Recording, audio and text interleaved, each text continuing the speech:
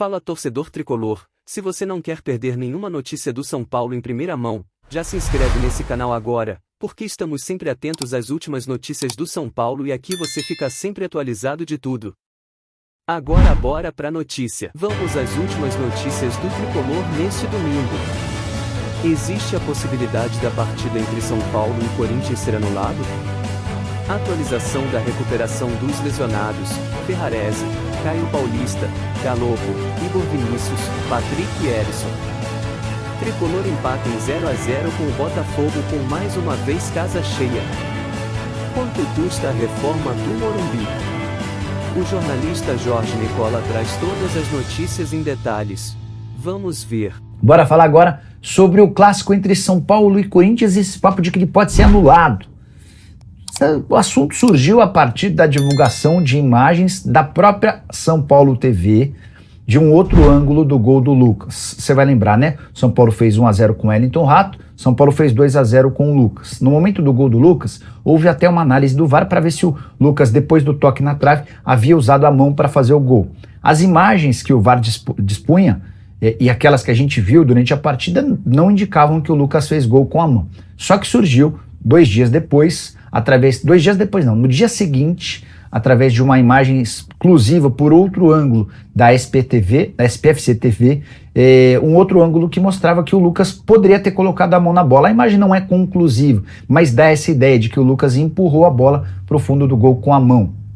Foi o suficiente para que torcedores corintianos começassem a se mobilizar, pedindo o cancelamento da partida. Já vou chegar nesse assunto. Antes, só preciso contar que o Corinthians enviou um ofício para a CBF, para a comissão de arbitragem, questionando o segundo gol do São Paulo. O clube quer saber como é que foi feita a análise do VAR em relação a esse lance. A chance de anulação da partida inexiste, não existe a mínima chance de os dois clubes terem de refazer essa partida ou qualquer possibilidade de o São Paulo não estar na final da Copa do Brasil. Só há anulação de uma partida quando existe um erro de direito, em que a arbitragem aplica erradamente a regra do jogo. Então, por exemplo, disputa de pênaltis e o árbitro termina a partida antes de uma última cobrança que poderia permitir a esse time que estava perdendo se igualar na partida. Houve um erro de direito, isso poderia suscitar a realização de nova disputa de pênaltis. No caso específico desse lance, não é um erro de direito, é um erro de fato, em que a arbitragem erra na condução do jogo. E aí, nesse caso, assim como vários outros, não há repetição de partida nenhuma. O torcedor do Corinthians não vai conseguir levar essa história adiante. O torcedor do São Paulo pode ficar tranquilo.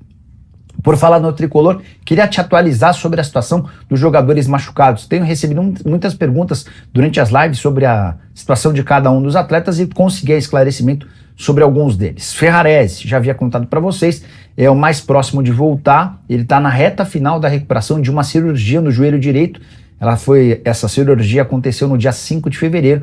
O zagueiro argentino / venezuelano está já na reta final de treinos em campo e deve voltar a atuar no fim desse mês, no máximo no início do próximo mês. Caio Paulista tem sofrido com estiramento na coxa, perdeu inclusive a partida contra o Corinthians nessa quarta-feira. Ele ainda precisa de mais ou menos 15 dias. Está começando agora os trabalhos com a fisioterapia no gramado. Sobre Galopo, outro que vocês vivem perguntando. Galopo passou por cirurgia no joelho esquerdo no mês de março. A tendência é que ele esteja à disposição do São Paulo somente no fim desse ano. Não tem volta programada ainda. Dentro do São Paulo existe um novo protocolo para lesões como essas, em que entende que o mais desejável, o mais recomendável é que o atleta demore 8 meses para se recuperar de uma lesão no joelho. O caso do Ferrarese vai ser uma exceção.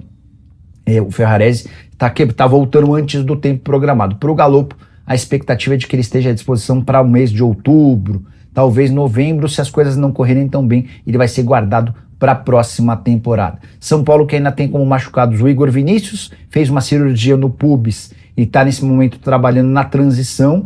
Tem também o Patrick com uma lesão no tornozelo e o Erisson com estiramento na coxa esquerda. Casos não tão graves, retornos previstos para breve. Preciso te atualizar sobre São Paulo e Botafogo, jogo que terminou com 0 a 0 nesse sábado no Morumbi.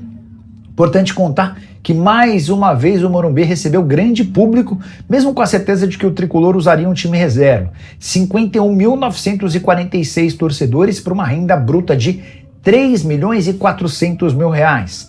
Entre as atrações do time reserva, a presença de James Rodrigues, primeira vez do James no Morumbi, e a primeira vez que ele inicia a partida, jogou os 45 minutos iniciais, fez um jogo de razoável para bom, foi substituído no intervalo. Segunda vez que o São Paulo reserva empata e a segunda vez que deixa boa impressão. Havia empatado em 1-1 com o Flamengo, com direito a um pênalti para lá de duvidoso a favor do Flamengo no finalzinho da partida. Diante do Botafogo, São Paulo reserva. Lembrando que o Botafogo é o líder do Brasileirão. São Paulo teve pelo menos 3 chances claríssimas para sair com um resultado de vitória. Juan, Natan e Pato desperdiçaram chances incríveis. Grande nome da partida, o Lucas Perry, e aí entra a lei do ex para goleiro. Perry, revelado no São Paulo, não teve tantas oportunidades e hoje é atleta do Fogão. Quero fechar o vídeo para falar sobre o Morumbi.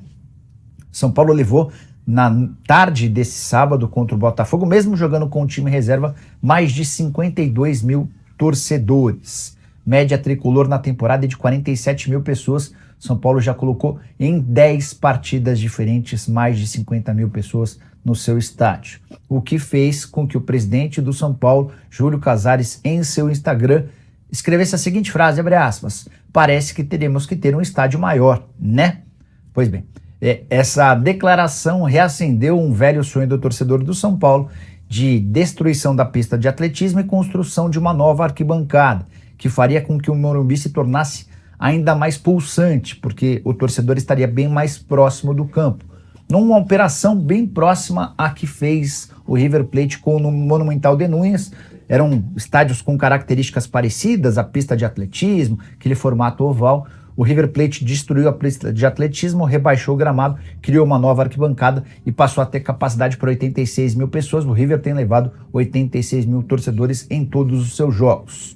Fui consultar uma pessoa importante do São Paulo para entender qual o valor de uma obra, de uma reforma como essa.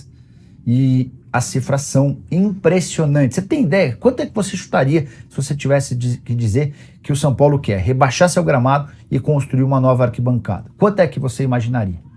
Se você falou 500 milhões de reais, acertou. Todo o pacote de obras estipulado para essa operação custaria 500 milhões de reais. Importante, a cobertura do estádio, que é outro velho sonho do torcedor são paulino, não está inclusa nesse valor.